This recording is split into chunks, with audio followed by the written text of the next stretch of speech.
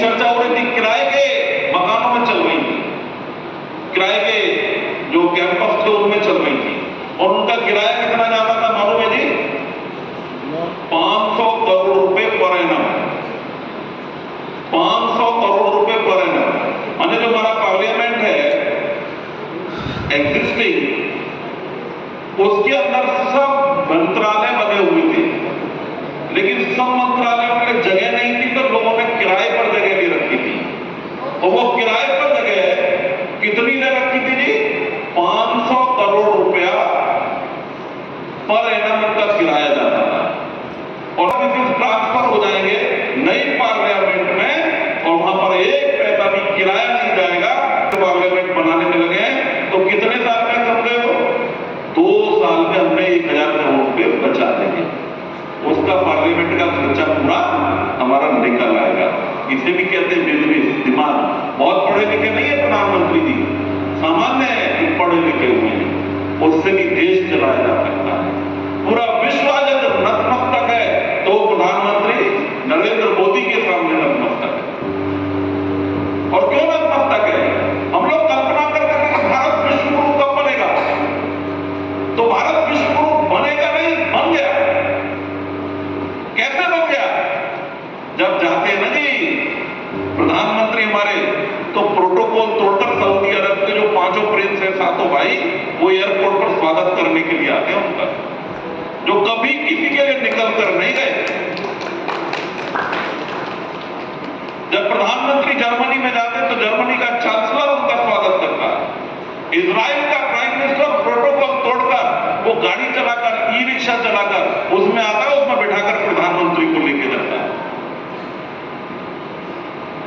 जब इंग्लैंड में कैमरून के साथ प्रधानमंत्री एक पब्लिक मीटिंग कर रहे थे, तो कहते कि इतनी बड़ी पब्लिक मीटिंग आपके स्वागत के लिए लोग आए हैं, इतना तो कभी मैंने इलेक्शन में अपने में नहीं देखी।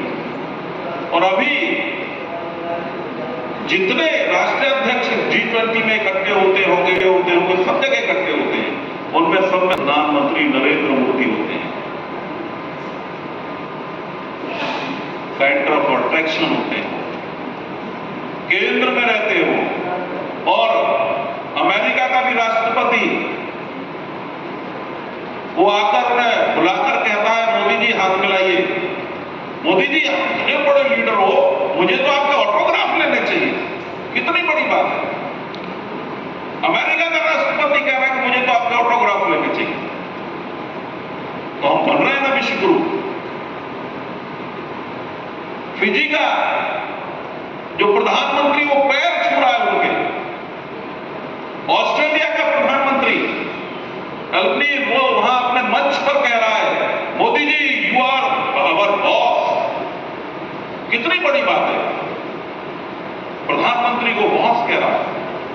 प्रधानमंत्री में कहीं कोई आपको देखा होगा, उसको सुनकर ऐसा नहीं लगा कि एकदम वो। आज पार्लियामेंट के उद्घाटन में उन्होंने सारी बातें कही हैं। लोगों को लगता है कि प्रधानमंत्री जी इतिहास बदलने की कोशिश कर रहे हैं। इतिहास तो बदला ही जाना चाहिए, क्योंकि जो इतिहास हम पढ़ रहे हैं वो इतिहास एक्चुअल में है ही नहीं, वह केवल हमारी गुलामी का इतिहास हमको बताया गया है।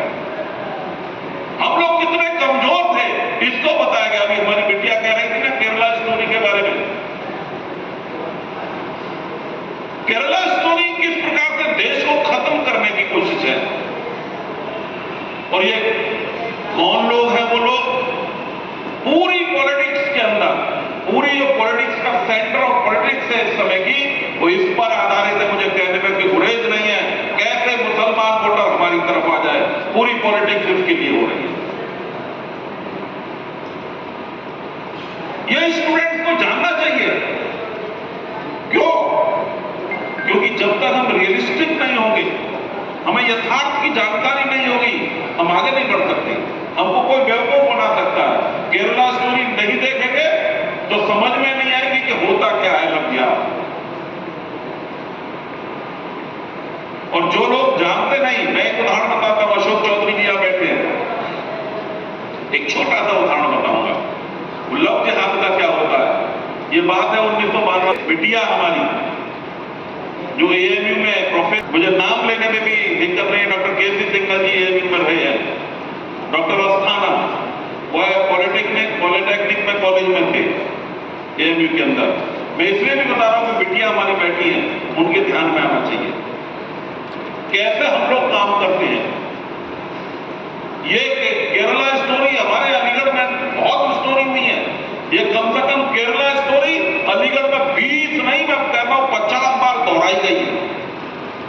जो लोग यहां बैठे वो जानते हैं, चाहे माऊ भांजे में केरला स्टोरी हुई हो, चाहे कनवरीगंज में केरला स्टोरी हुई हो, कटरा में केरला स्टोरी हुई हो, हमारे एएमयू के अंदर रोज केरला स्टोरी होती है, आज भी छपा है अखबार में।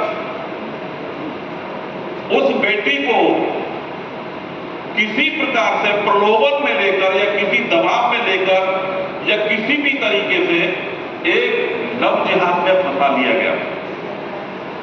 लड़की की उम्र थी मात्र 18-19 साल और उस व्यक्ति की उम्र थी 40 वर्ष। उस व्यक्ति का अगर चेहरा देखेंगे तो घर में तवा कितने लोगों ने देखा है? घर में रोटी किस पे बनती है? नहीं देखा? जरा किस लोगों ने देखा है? गांधी जी तो रोटी मुझे लगता है बाहर में बना के खा देखा है। तो जैसे उल्टा तवा होता है, वो व्यक्ति उसी रंग का था।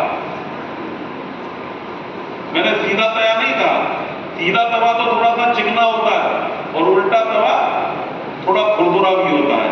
वैसी ही शक्ल थी। किस प्रलोभन में, किस दबाव में, किस बात के कारण से उसने उसको ग्रिप कर लिया, या मैं कहूं को किसी काला जादू के कारण से ग्रिप कर लिया। काला जादू भी मैं इस्तेमाल कर रहा हूं।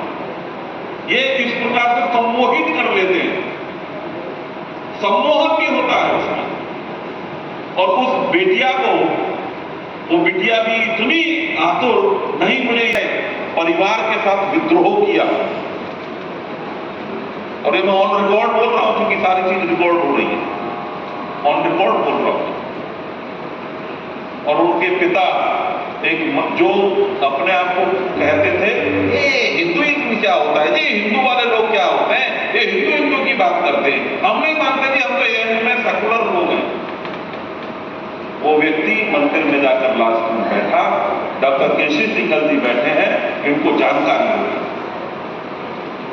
Well known to be that incident. और वहां बैठने के बाद हम लोगों को जानकारी हुई, हम लोगों ने कहा कि नहीं, हम बिटिया को बचाएंगे। अभी जब हम ये बंद कर 2 मिनट पर अलीगढ़ के अंदर दोहराई गई है।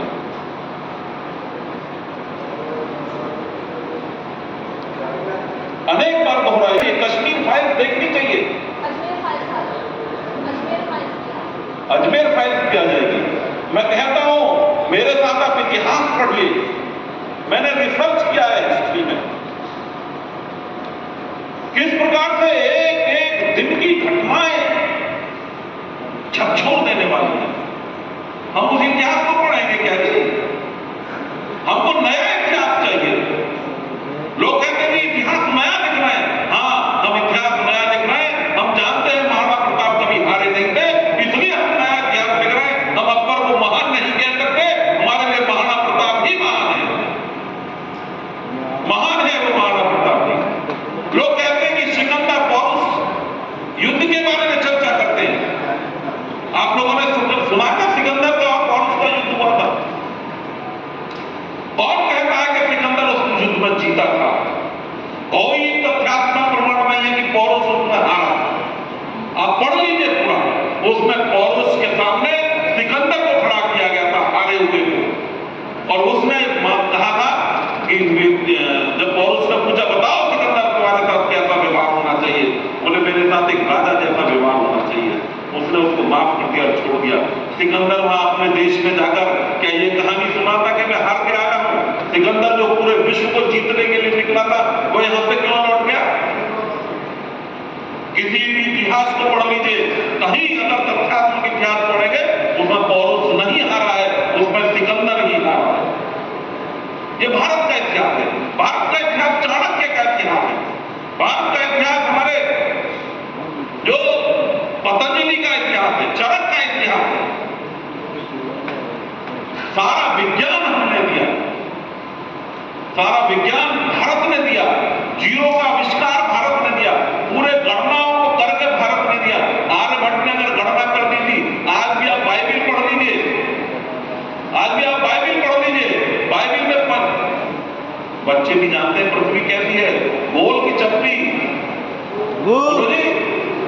कहती है बाइबल में आज भी लिखा है कि चपटी है, बोल नहीं लिखा है बाइबल में, और उसी को वो ठीक मानते हैं। तो इसलिए इतिहास को बदलना पड़ेगा। और अब हम इतिहास कौन सा लिखेंगे? हम इतिहास भारत का लिखेंगे। हम इतिहास लिखेंगे कि अगर हमारे सैनिक की कोई गर्दन काट देगा और उसको फुटबॉल बनाने की कोशिश करेगा तो हम कंप्लेंट नहीं करेंगे। हम ये नहीं कहेंगे कि हम पाकिस्तान के भाइयों आपने ऐसा क्यों कर दिया। हम संयुक्त राष्ट्र नहीं जाएंगे कि देखिए जी पाकिस्तान ने हमारे सैनिक की गर्दन काट दी और उसको फुटबॉल बनाकर खेलने का काम किया। हम वहां जाने वाले नहीं है। हम नया इतिहास लिखेंगे और सर्जिकल स्ट्राइक के माध्यम से उन लोगों को सबक सिखाने की कोशिश करेंगे। अगर पुलवामा के अंदर हत्या कर दी जाएगी तो हम माफी मांगने के लिए पाकिस्तान से नहीं कहेंगे, हम उसकी भर्त्सना नहीं करेंगे, हम उसकी निंदा नहीं करेंगे। हम एयर स्ट्राइक करेंगे बालाकोट के ऊपर और वहां पर उनसे जो आतंकवादी इतिहास लिखने का काम है। हम ही नया इतिहास लिखेंगे जी। हम ये पुरानी बात